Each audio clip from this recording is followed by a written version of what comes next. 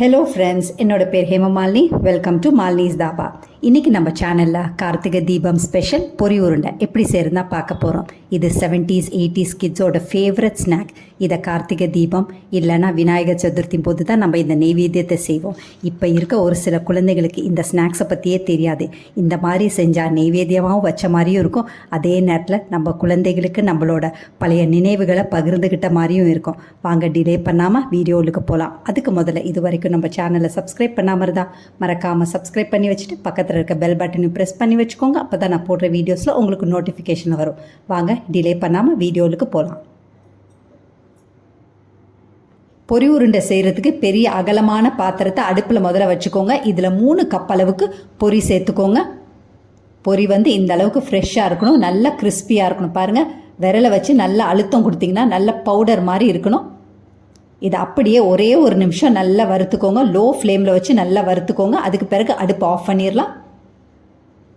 உங்களுக்கு லேசாக நமுத்து போன மாதிரி, அதாவது கொஞ்சம் சாஃப்டான மாதிரி பொரி இருந்துச்சா ஒரு 5 நிமிஷம் நல்லா லோ ஃப்ளேமில் வச்சு நல்லா வறுத்துக்கோங்க. இந்த அளவுக்கு நல்லா கிறிஸ்பியாக இருக்கணும். விரலை வச்சா நீங்கள் நல்லா அழுத்தம் கொடுத்தீங்கன்னா இந்த அளவுக்கு நல்ல பவுடர் மாதிரி வரணும். இப்போ அடுப்பை ஆஃப் பண்ணிடலாம். இந்த பொரியை ஒரு பக்கத்துக்கு அப்படியே எடுத்து வச்சுருங்க. அதே கடாயில் 3/4 கப் அளவுக்கு வெல்லம் சேர்த்துருக்கேன். 1 கப் பொரிக்கு 1/4 கப் அளவுக்கு வெல்லம் சேர்க்கணும். நான் இன்றைக்கி 3 கப் அளவுக்கு பொரி சேர்த்துருக்கேன். அதுக்கு 3/4 கப் அளவுக்கு வெல்லம் சேர்த்துக்கலாம்.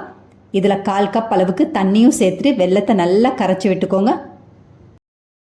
வெல்லத்தில் அதிகமான தூசு மணல் இருக்கனால தான் இந்த மாதிரி நல்லா வெல்லத்தை கரைச்சிட்டு நம்ம வடிகட்டிட்டு சேர்த்துக்க போகிறோம். இப்போ அடுப்பு ஆஃப் பண்ணிடுங்க. இதை நல்லா வடிகட்டி ஒரு பக்கத்துக்கு வச்சுக்கலாம். அதே கடாயில் நம்ம வடிகட்டி வச்சுருக்க வெள்ளை கரைசலை சேர்த்துக்கலாம். இதையும் சேர்த்துட்டு ஃப்ளேமை மீடியம் டு லோவில் வச்சு நல்லா கலந்து விட்டுக்கோங்க. பொரி உருண்டை செய்கிறதுக்கு வெள்ளத்தை நம்ம பாகு காய்ச்சணும். அதிரசம் பதத்தை விட பாகு எப்படி காய்ச்சோமோ அதை விட அடுத்த ஸ்டேஜ்னா நமக்கு தேவை. இப்போ நம்ம கொஞ்சமாக செக் பண்ணி பார்த்தலாம். ஒரு தட்டை எடுத்து தண்ணி ஊற்றி வச்சுருக்கேன். கொஞ்சமாக வெள்ளை கரைசலை சேர்த்தோன்னே பாருங்கள், இது நல்லா கரைஞ்சிருச்சு. இந்த பதம் நமக்கு தேவையில்லை. அடுத்தது அதிரசம் பதம், அதையும் நம்ம பார்த்துடலாம். 2-3 நிமிஷம் நல்லா கலந்து விட்டுக்கோங்க. இப்போ மறுபடியும் செக் பண்ணிடலாம். கொஞ்சமாக சேர்த்தோன்னே பாருங்கள், இப்போ நல்லா ஒன்று சேர்ந்து வந்திருக்கு. நல்லா கொலன்னு இருக்குது. நல்லா தக்காளி பதம் மாதிரி நல்லா கொலன்னு இருக்குது. இதுதான் நமக்கு அதிரசத்துக்கு தேவையான பதம். இந்த பதம் நமக்கு தேவையில்லை. பொரி உருண்டைக்கு இன்னும் கொஞ்சம் ஹார்டாக இருக்கணும், அதாவது கொஞ்சம் கல் மாதிரி இருக்கணும். அடுப்பை லோ ஃப்ளேமில் வச்சுட்டு 1/4 டீஸ்பூன் அளவுக்கு ஏலக்காய் தூள், 1/4 டீஸ்பூன் சுக்குத்தூள், 1/4 டீஸ்பூன் நெய் எல்லாத்தையும் சேர்த்துட்டு நல்லா கலந்து விட்டுக்கோங்க. கரெக்டாக ஒரே ஒரு நிமிஷம் நல்லா கலந்து விட்டுக்கோங்க. மறுபடியும் நம்ம பாகு செக் பண்ணிக்கலாம்.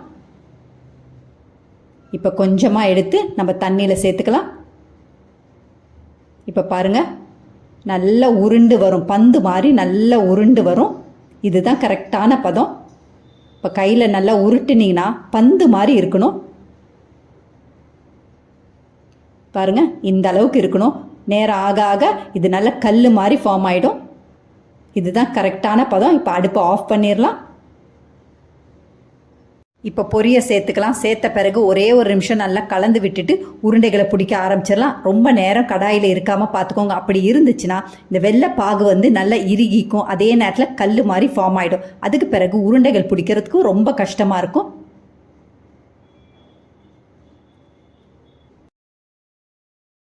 பொரி உருண்டைகளை உருட்ட ஆரம்பிச்சிடலாம். அதுக்கு முதல்ல உள்ளங்கையை நல்லா தொடச்சிட்டு கொஞ்சமாக அரிசி மாவு எடுத்து உள்ளங்கையில் வச்சு நல்லா டஸ்ட் பண்ணிக்கோங்க. 2 கையிலையும் நல்லா டஸ்ட் பண்ணிக்கோங்க.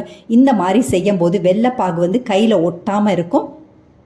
அதே நேரத்தில் உங்களுக்கு சூடு அதிகமாக தெரியாமல் இருக்கும். இப்போ அதிகமான சூடு இருக்கும்.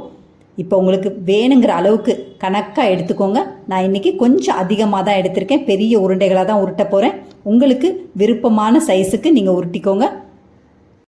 முதல்ல பந்து மாதிரி நல்லா உருட்டிட்டு அதுக்கு பிறகு உள்ளங்காய் வச்சு நல்லா அழுத்தம் கொடுத்து நல்லா ஹார்டாக டைட்டாக பிடிச்சிக்கணும். நல்லா பால் மாதிரி நல்லா டைட்டாக இருக்கணும். உங்களுக்கு பாருங்கள், அருமையான பொரி உருண்டை ரெடி ஆகிடுச்சு. இதே மாதிரி மீதி உள்ள உருண்டையும் நல்லா உருட்டிக்கலாம். அவ்வளோதான், நம்மளோட கார்த்திகை தீபம் ஸ்பெஷல் பொரி உருண்டை ரெடி ஆகிடுச்சு. இதே மாதிரி அளவுகளோட நீங்களும் இந்த கார்த்திகை தீபத்துக்கு பொரி உருண்டை செஞ்சு பார்த்துட்டு எப்படி இருக்குன்னு கமெண்ட் பண்ணுங்கள். பிடிச்சிருந்தா இந்த ரெசிபி உங்கள் ஃபேமிலி ஃப்ரெண்ட்ஸோட ஷேர் பண்ணுங்கள், லைக் பண்ணுங்கள், சேவ் பண்ணி வச்சுக்கோங்க. மறக்காமல் கமெண்ட் பண்ணுங்கள். உங்களோட ஒவ்வொரு கமெண்ட்டும் பார்க்குற வியூவர்ஸ்க்கும் சரி, அதே நேரத்தில் நம்ம சேனலோட வளர்ச்சிக்கும் ரொம்ப ரொம்ப முக்கியம். தேங்க்ஸ் ஃபார் வாட்சிங் ஃப்ரெண்ட்ஸ்.